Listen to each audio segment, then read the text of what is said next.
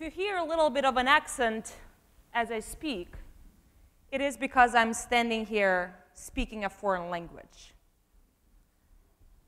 The fact that I am on this stage with the ability to speak English as well as my first languages, Ukrainian and Russian, is certainly a testament to my parents' investments and sacrifices for my education, well, and my own hard work. But that's only a part of a story. Like the life-changing outcomes we hope to see for students in the education system, my linguistic prowess and my life trajectory were people-dependent. It took the investments from and interactions with the right people to set my life on a different course. I grew up in eastern Ukraine, in a mining city, known to be the longest city in Europe. My parents had dreams that I would experience parts of the world they could only imagine. So since young age, I aspired to travel abroad, to become an exchange student. My parents were on board. That is why they sacrificed all the disposable cash they had to have me working with an English language tutor and also put me in a special school to study foreign languages. But it took a random encounter with someone determined to expand opportunity for my goals to actually be achieved. One day, on a routine trip to a market, my mother ran into my former biology teacher. After a long conversation, my teacher casually inquired if I was participating in the first testing round for the Future Leaders Exchange Program, or FLEX program. What? First round? I mean, we knew of the FLEX program, but we had no idea how to engage in the process. So the teacher told my mom that the following day at 8 a.m., in a city 150 miles away from where we lived, the first test to get selected for the program would take place. Not to be deterred, she came home, we packed our things up and took our hopes on a train ride that very evening to make sure we were on time for the test. That story had a happy ending. I did get selected as a finalist in the program, and I did receive the funding to travel to the United States to spend 1 year studying at a public school in Kokomo County in Indiana. And even though the huge cornfields and all the people who could not pronounce my name, Tatiana, was not quite what I expected my travels abroad to look like, that experience as an exchange student set my life on a different course. It is also the experience that reminds me of the power of people in education. The well-intended people who dedicate their lives to children have power to expand opportunity for students and to change their life trajectories in very positive ways. But these same well-intentioned people also wield a dangerous power we hate to discuss in our conversations in education. They have ability to close doors and pick winners and choosers and winners and losers and kill dreams and hurt chances that students will fulfill potential. I have seen this people problem at play countless times in my work with hundreds of students over the past decade. In 2009, while in graduate school, my husband and I founded Teen Sharp, an organization on a mission to prepare exceptional African American and Latino youth to thrive at our nation's top colleges and beyond. We knew that this work will be challenging, that it will be status quo break-in work. You see, it is not by accident that low-income students and students of color are seriously underrepresented at our nation's most selective colleges. We anticipated to have and encounter problems that we typically would discuss in education. How do we inspire unmotivated students to work hard and to want better? How do we get parents to be involved and be partners with us in our work? How do we build students and parents' awareness about higher education? How do we close college readiness gaps? And while these are challenges, these are not the most insidious problems that we encountered. The students we worked with and the parents were on board.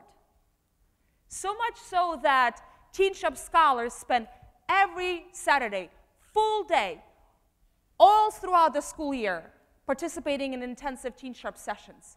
Their parents would participate also on Saturdays in workshops to expand their understanding of the college admissions process. During breaks, after school, students would join us for study paloozas to catch up on work and get ahead. And these efforts and sacrifices work, as 95% of our scholars do get admitted into one of the top colleges in our country. But the grand challenge that we did not anticipate was the well-meaning adults who, unbeknownst to them, stand in the way of opportunity. One of our earliest examples was an encounter in Philadelphia with a high-ranking official whose job it was to increase college enrollment rates for children in Philadelphia. We were in our second year of Teen Sharp and spent a lot of time sharing with parents information about our fledgling program. At that point, we only had one program site, and it was located in the city of Camden in New Jersey, just a 5-minute ride from Center City, Philadelphia. We learned that there would be a citywide fair of after-school and enrichment programs for Philadelphia families, and we figured that would be a perfect opportunity for us to connect with Philadelphia parents and recruit students. So we got in touch with an event coordinator, a high-ranking official, to confirm our participation in the event and requesting a table to be reserved for Teen Sharp. The response that we received was disheartening, but it was also revealing. She was not going to let us participate in her event, simply because we were not based exactly in the city. Here is what she said. I think it would not be a great use of your time to participate. We have a hard time getting parents to come out to meetings, etc., so I'm not sure they would be willing to come across the bridge for a program for their kids. Most are working parents with little extra time. I hope you understand and appreciate your consideration. So I had to reread this several times.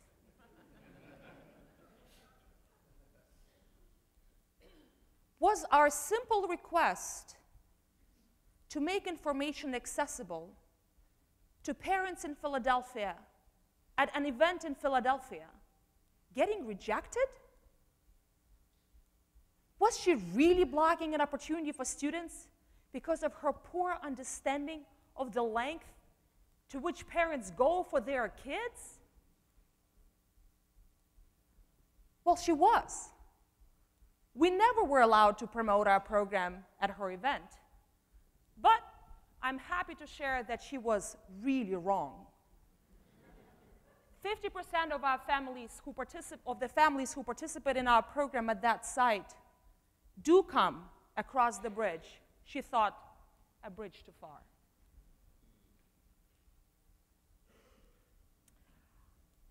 I would love to say that this is an outlier case.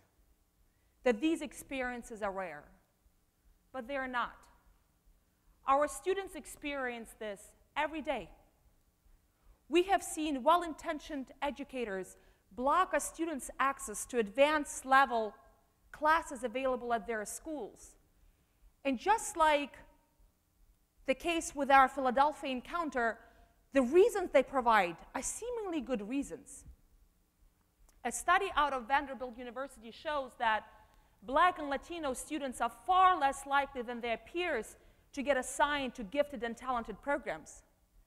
These are also the same studies that tell us that educators of color are more likely to recommend students of color for gifted and talented programs than white educators. We have seen well-intended educators label our students, deem them unfit for college, while these same students would thrive in our program and now attend some of the best universities. Research shows that students of color get labeled for special education at much higher rates. The boys of color get suspended at much higher rates. We have seen good leaders, school leaders, and teachers kill our students' projects and initiatives to spread the word among their peers about college access because they did not believe our students would deliver or simply did not deem those sort of initiatives to be important. We have seen good-hearted but ill-informed educators provide wrong information to our students, set low expectations, and turn away good opportunities for our kids. I'm sounding an alarm not to malign such an honorable profession. I sound an alarm because I know that neither I nor any educator is immune to becoming just that very sort of educator. It is quite possible to love children, to want the best for your students, to work hard, to be passionate about what you do, and still stand in the way of opportunity for students. So how do we move forward in the face of our fallibility as educators? Well, first, we need to recognize we have a problem.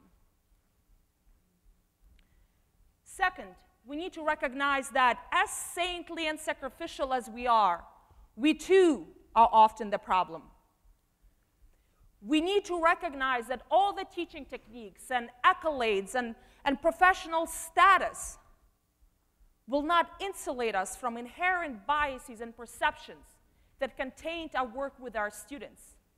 We need to regularly consider our egos and our privilege, which can stand in the way of our desire to serve students.